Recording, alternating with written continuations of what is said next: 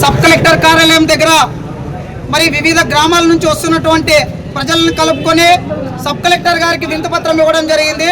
మరి ముఖ్య ఉద్దేశం ఏమంటే ధనాపురం నుండి ఒలుగుంద మండలం దాదాపు ఒలుగుంద వరకు రోడ్డు మరమ్మతులు చేపట్టాలనేసి అధికారులు గతంలోనే వినతి పత్రాలు ఇస్తే ఇప్పటికి కూడా స్పందించాలన్నటువంటి దౌర్భాగ్యమైన పరిస్థితి ఏర్పడింది.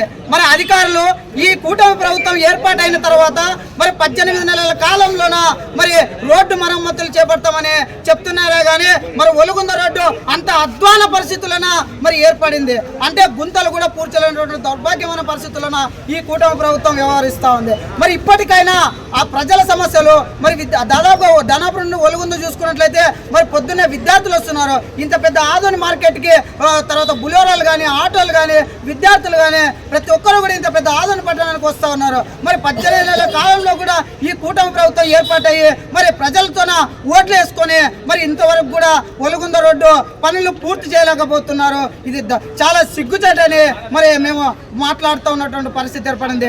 ఇక్కడ ఉన్నటువంటి స్థానిక ఎమ్మెల్యే పార్థసారథి గారు కూడా ఈ విషయాలు కూడా ఆ సార్ దృష్టికి కూడా గతంలోనే తీసుకుపోవడం జరిగింది. ఆ గ్రామ ప్రజలు కూడా తెలియజేయడం జరిగింది. మరి ఇప్పటికి కూడా స్పందించకపోవడం అనేది మరి మేము తెలియజేసేది ఏమంటే ఎమ్మెల్యే గారు కూడా ఈ ఒలుగుంద ధనాపురం నుండి ఒలుగుంద వరకు ఏదైతే రోడ్డు నిర్మాణం ఉందో దాన్ని తక్షణమే ప్రారంభించి ప్రజలకు న్యాయం చేయాలని మీరు ఓట్లు వేసిపించుకున్నారు కాబట్టి ఆ గ్రామవాసులతోన మరి ఇప్పటికైనా పనులు పూర్తి చేసి మేము ఒకటే కోరేది అక్కడ ఉన్నటువంటి గ్రామ రోడ్లు అయితేనేమి ఆదోని చుట్టుముట్టు రోడ్డు గ్రామ సమస్యలు అయితేనేమి తక్షణమే పరిష్కారం ప్రజలకు చేసి చూపించాలనేసి ఇవాళ ఈ ప్రాంత వాసిగా నేను మాట్లాడుతూ ఉన్నాను. నా పేరు ఉదయ్ కుమార్, DSF రాష్ట్ర అధ్యక్షుడు.